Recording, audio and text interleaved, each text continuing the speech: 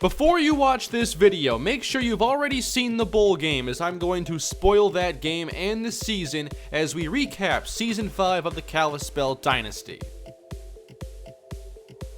5 seasons now complete in the Kalispell Warhawk Dynasty. I still can't believe how fast this has gone by with this series. We have had a lot of fun so far, 5 full seasons, and the most recent, another bowl victory against Marshall in the Hawaii Bowl. It was a really fun game, one of my favorite of the series. There were great moments. Of course, there were 2 that really stood out in the comments. Really liked the Ja'Cory Day interception. Many of you thought that was one of the best moments of the entire series, and for me it was the most surprising because I never planned for the receivers to play corner. It just happens because the depth chart has them there, because someone has to play. We don't have a bunch of active corners. Let me just check that out, by the way. Ja'Cory Day's interception caught me off guard. As soon as it happened, I'm like, pick 6 right away. And it didn't happen, but that didn't spoil the moment one bit. So these are the 5 cornerbacks that are normally the ones that are on the field, but Hampton is red-shirted. We have Jameel Butler. Is he? Well, it only goes to 5. I can't control the 6, 7, 8. So I guess it goes to the receivers. They somehow get in the game. I don't know why, but it made for a great moment. That, along with the first quarter hook and ladder between Amante Jones and Donnie Castillo, that was another awesome moment, and it could have been a touchdown, but it was still great. So 31-17 is the final, as Kalispell finishes Season 5, 9-4 on the season. When we check out the coach contract and see what Leon has done so far in 5 years. The first 2 were all about building the foundation, and that foundation has been built pretty well, I'd have to say. 10-4, 10-3, 9-4, a slight step back in year 5, but that's okay. We had a lot of transition on offense. We had to change our scheme, and we obviously have some weaknesses along the offensive line. Now, I want to go through our schedule, the stats, all the good stuff, talk about this team, and talk about the recruits coming into next season and where I think this team is headed. But I'm really excited about the future prospects of this team, even though we are going to move on from many good players after this season. So, in the opening of the year, it was obviously the time to figure out how we're going to play offense, and that's why I scheduled 2 easier non-conference games. North Texas went 3-9, Buffalo went 2-10. We always play a Pac-12 opponent, so Washington State was a tough game, but they really blew us out, and they were only a 5-7 team. But early on, the offense definitely had trouble gelling. We had very inconsistent success on the ground. We'd have games where Sheridan wasn't able to get going at all, and others where he was able to take over, much like the bowl game. 3.2 yards a carry here in the opener. The only touchdown was on a Corey Miller swing screen that was basically against blown coverage. It was just a perfect play call. We played pretty well against Buffalo, and the defense was outstanding in these first 2 games. I'd say the defense was very good for most of the year, and they were at their best when they could get to the quarterback. When they couldn't get pressure, it showed that our coverage was not good enough to make up for that deficiency, and that's why we got blown out in games like the Cougar game here and the Boise State matchup. We had some really poor games. Our losses were not very graceful, so to say, but all in all, I like the results of this year. It was very successful. Great way to end the era of the original Warhawks as we transition from those players who were here at the beginning of the series. Now, the Mountain Division has been so competitive, and this year was the best. We had 5 teams who were at least 6-3. This was an intense division race. Meanwhile, in the West, it really wasn't that great. 6-4 was the best record. We had 5 teams better than that. But guess what? Division champs this year, or actually conference champs, went to Hawaii. They defeated Boise State in the Mountain West Conference Championship game. I was shocked by that. But as you can see, after defeating us, they rattled off their 5th straight win and knocked off Boise State in a big upset. So, credit to Hawaii for playing excellent football down the stretch. They were red hot at the right time. Now let's look at statistics, and J.R. Battle was our starting quarterback this entire season after 3+ years. Remember, Marquise Walker didn't start every game, but he started the vast majority, and that led to a big scheme change. Not much option. We ran one read option play this year in the bowl game. No triple option. We did not run those concepts, and I think Battle was overall good. There were definitely some times where accuracy was a problem, but given the offensive line issues in front, I think JR handled himself well. Turnovers were not a big problem for most of the year, but in the last 5 games, that's when most of these came. I thought we could finish with 8 or 9 interceptions, but with the multi-interception games down the stretch, that wasn't going to happen. So Battle will have one more year to start, and I think that after 1 year under our belt and then an improved offensive line next year, I'm excited to see the strides we could take on offense. Just a few passes here for Brett Mitchell and then 2 halfback passes for Roscoe Sheridan. Almost had a chance at a touchdown on one of those, but he did have 1,000 yards rushing, and it was kind of a step back for Roscoe. Like I mentioned, offensive line nowhere near as good, and that's why the average dips to over a full yard per carry less. Now, he did have more touchdowns, but what you'll see is that we lack the explosive plays in the ground game this year. Not so much in the receiving game, that was there more than it's ever been, but on the ground, not many big runs and not much consistency. I hope that changes next year when Sheridan and Miller are both seniors. Corey Miller has really come into his own, and I've really enjoyed having him on the team. He's actually more efficient than Roscoe Sheridan, and he does a really good job getting yards after contact and making these mildly surprising plays. Always seem to come out of nowhere. There are plays where I think they're going to be over, and then Corey Miller makes something happen and we end up with more yardage than we thought we were going to have. So Corey Miller has one more year to show what he can do, but he has definitely carved out a nice role in this offense. Ja'Cory Day, not much rushing success here, and actually he hasn't had much of that throughout his career. We'll get to his receiving numbers in a moment, but not many big runs and no rushing touchdowns for Ja'Cory yet.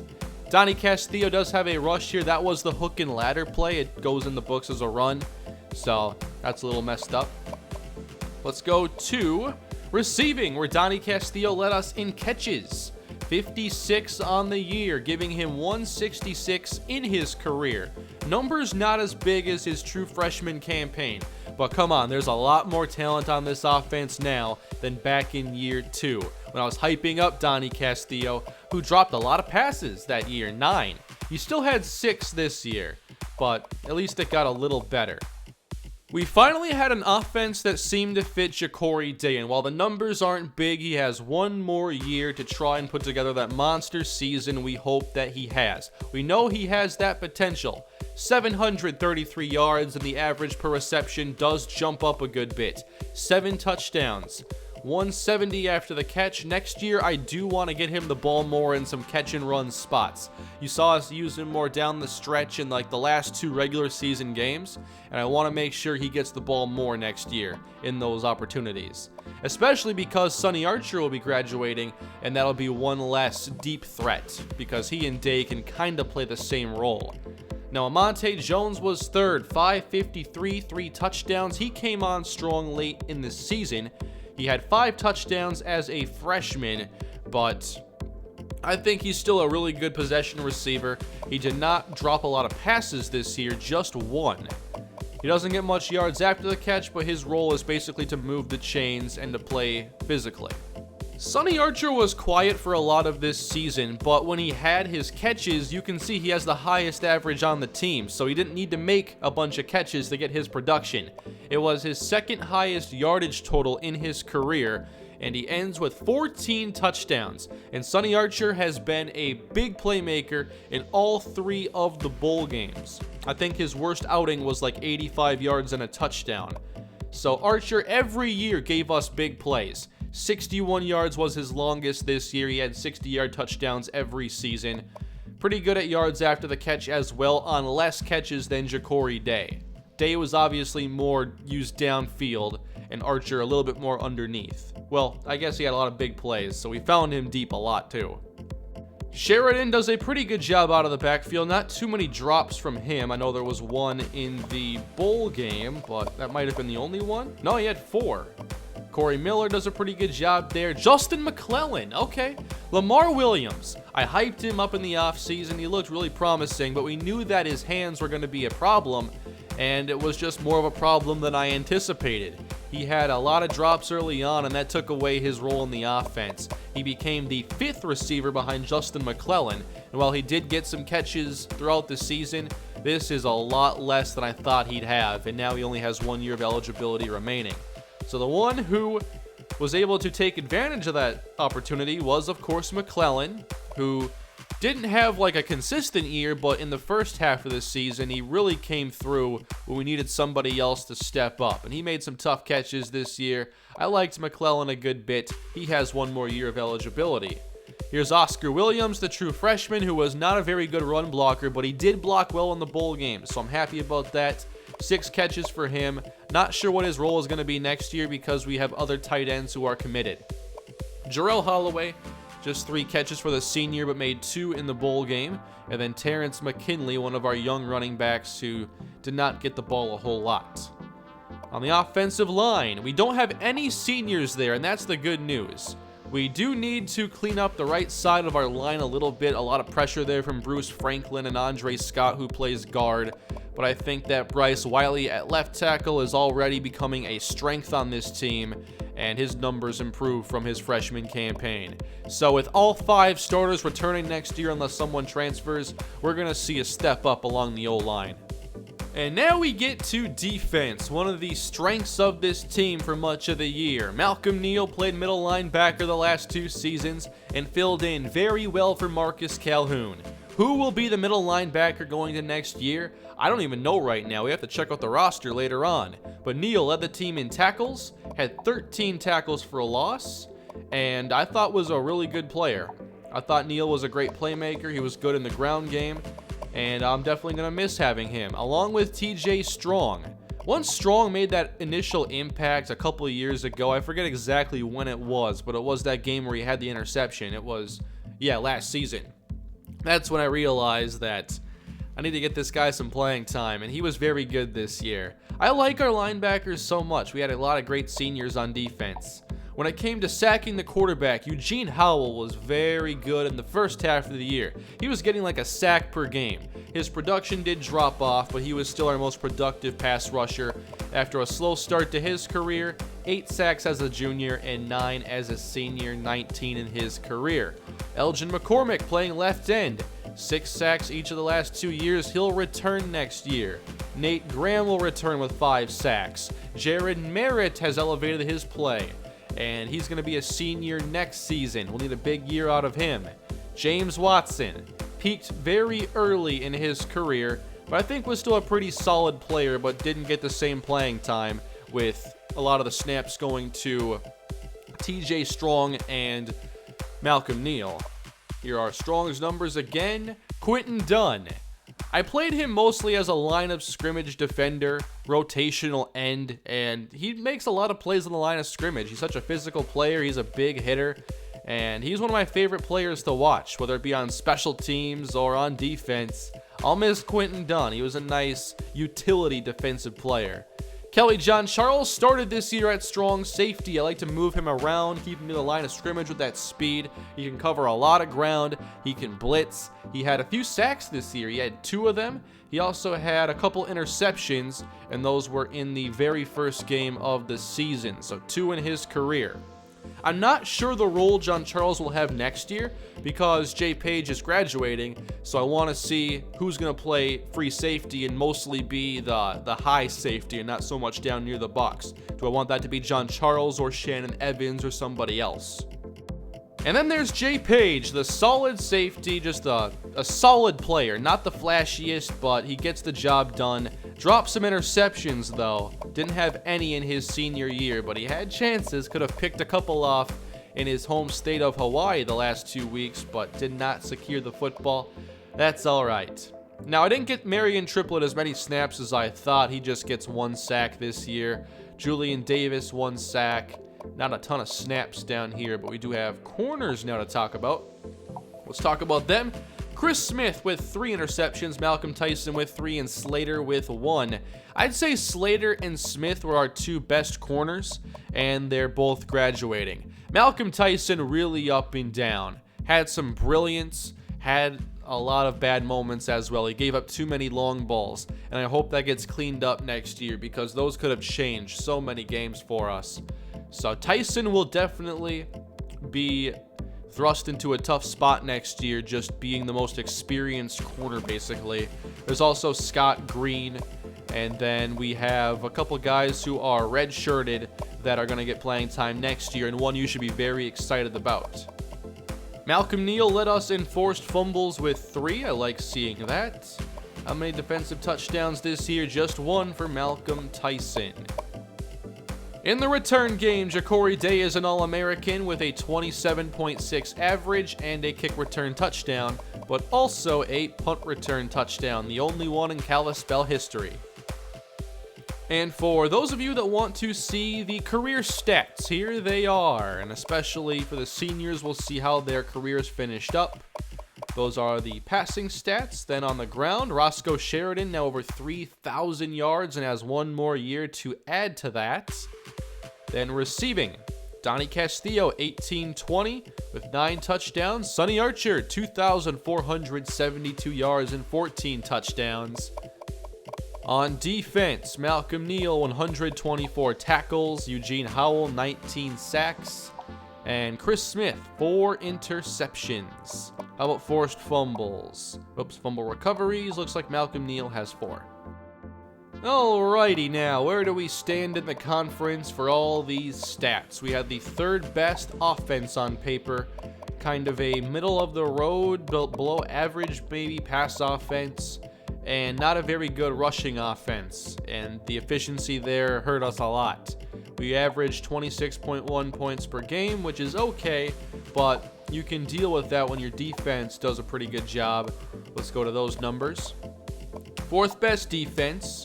We had one of the worst ones against the pass, but one of the best against the run, and allowed the 2nd least points. New Mexico's defense, though, they're not messing around there. We had the most sacks in the conference, and that was with a lot of inconsistent play. We also had 12 interceptions. On 3rd down, improvement here it looks like. 50% on offense. Does it show defense there? That would make sense. 3rd down percentage. No, I guess it doesn't. In the red zone, how did we do in getting touchdowns? We were toward the bottom again, but not many red zone trips. We had the least in the conference. We score a lot down there, though. Defensively, our red zone, wow. We actually gave up a lot of touchdowns compared to field goals, but didn't allow a ton of red zone trips. And for turnover differential, we finished with a -4. I mentioned in the bowl game a little bit about our All-Americans. We do have some on defense here with Eugene Howell, Malcolm Neal, first teamers, along with Jay Page, Kelly John Charles, and Ja'Cory Day as a returner. Not a corner and not a receiver.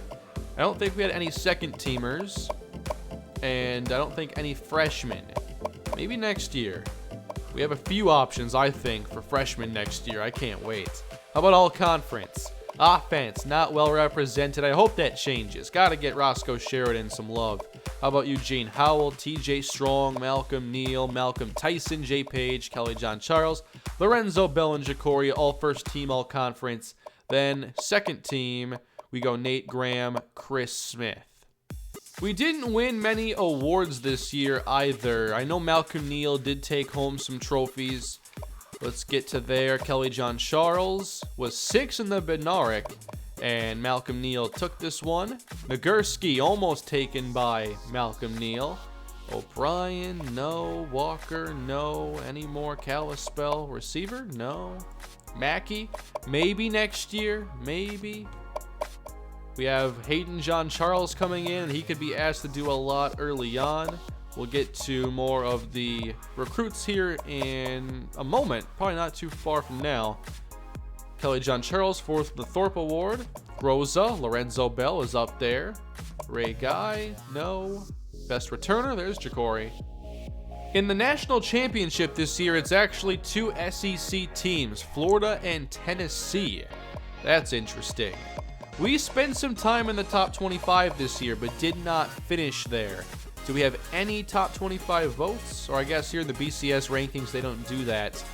But I think we bounced in and out a couple times. And I wanted to see if I could see where we finish in the polling if they do it beyond the top 25. Well, we wouldn't be inside the top 30 because we did not get any votes here. But still a good year for us. It just didn't finish the way we had hoped with losing 3 of our last 6 games. But still 9 wins, very solid, especially because this year was going to be our toughest in a couple of years. As I have mentioned throughout, the original Warhawks will now have graduated. Those include Jay Page, Sonny Archer, and many other players. But there are other seniors as well from our first recruiting class that are going to graduate. James Watson and Donnie Castillo come to mind. So, a pretty impressive group of seniors will be leaving Kalispell, and we'll have a lot of fixing to do on defense with many of those players leaving. We are going to have James Hampton, a player I'm very excited about. We'll actually be talking about him in just a moment. There he is. I did not play Hampton this year because I thought we'd get better. It'd be better to get 2 years of eligibility from him after this year. Give him a chance to focus on his intangibles, and then next year when we really need some cornerback help, throw in the talented James Hampton at 6'2", 179 with excellent speed and cover ability. Hampton is a very important player for next year, as is Scott Green. Someone has to play that nickel cornerback spot after Slater has played there for a while. Like I mentioned, all offensive linemen will be returning. We do have some good depth at pass rusher, and we'll talk about more of the redshirted players, including Freddie Kimbrough. How far do I have to go down to see some of those players? Okay, Justin Colbert, backup quarterback. Might be a starter one day if he wants to fill in for J.R. Battle and we keep that same style of offense. Glenn Hayes was redshirted. He did play last year. I hope he doesn't transfer. I just didn't have a role for him this year, and he might be the nickel cornerback at 5'9" with great speed and man coverage ability. So hopefully Hayes is ready to go for next season.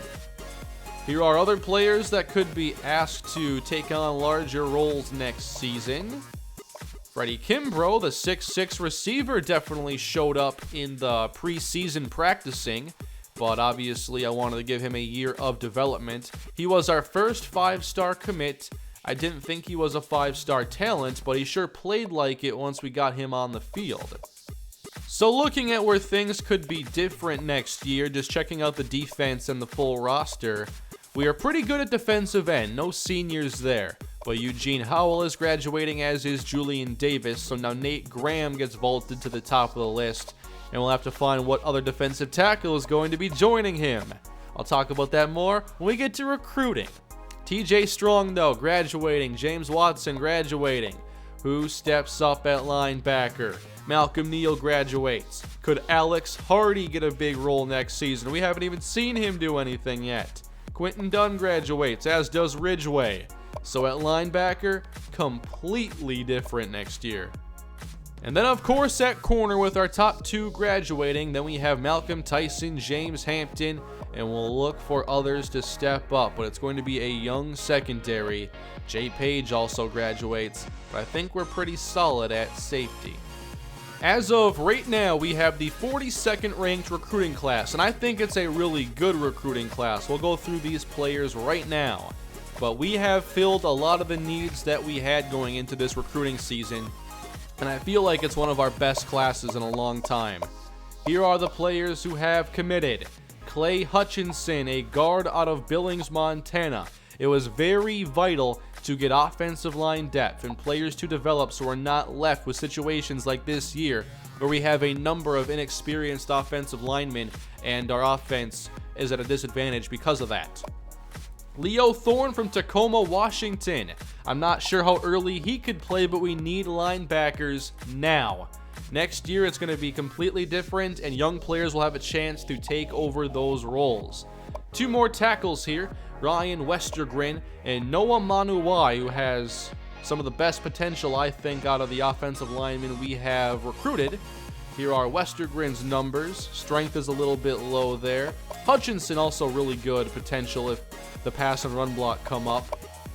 Mario Townsend here at outside linebacker, 6'5", 222. At 74 overall, he might play as a true freshman, especially with that variety of skills he has. Very complete skill set. Another member of the John Charles family is coming to Kalispell, and that is Hayden, the tight end. Number 5 tight end in the country, had offers from Notre Dame and Oklahoma, but he stays home. 6'6", 241. I project him right now to be our number 1 tight end next year, taking over for Donnie Castillo. Now, defensive tackle. I also project that out of Tampa we have Boogie Turner starting day 1. I cannot wait to see him in the practicing, but we need disruptors up front, and Turner gives us that blend of strength and athleticism. Not many holes in his game. He has some of the best potential, I think, in this entire recruiting class. I think he could go pro one day, and I'm really happy we got Boogie Turner. Justin Garcia is a 6'3" cornerback, giving us some size on the outside. Not very good at press, not great in man. I'm hoping he can develop into a good corner eventually. Shane Monson at outside linebacker, an athlete, undersized, similar to Jonathan Starks from the Minnesota Gopher dynasty. Pretty good tackler, great range. We'll see if he can be an impact player on the outside. Reggie Jackson at tight end, as we wanted to build up some depth there. Jackson could get some playing time next year depending on the development of Oscar Williams. Anthony Hicks at defensive end, 3-star player out of Oakland, and his athletic traits are not very good. He's not very strong, but he can win up front. He has good enough pass rush moves to get to the quarterback, and if he can get there, he can play. At running back, how about Marty Belafonte and Marcus Payne? They could be the next duo after Sheridan and Corey Miller graduates. Now, Belafonte is more of your speedy, scat-back playmaker type. He doesn't have the greatest elusiveness or strength, but straight-line speed is kind of his game. There are some injury concerns there, but he is a big-time playmaker. But then, there's Marcus Payne. He has similar speed to Belafonte, 223 pounds. It's actually the same speed, and the acceleration is better for Belafonte.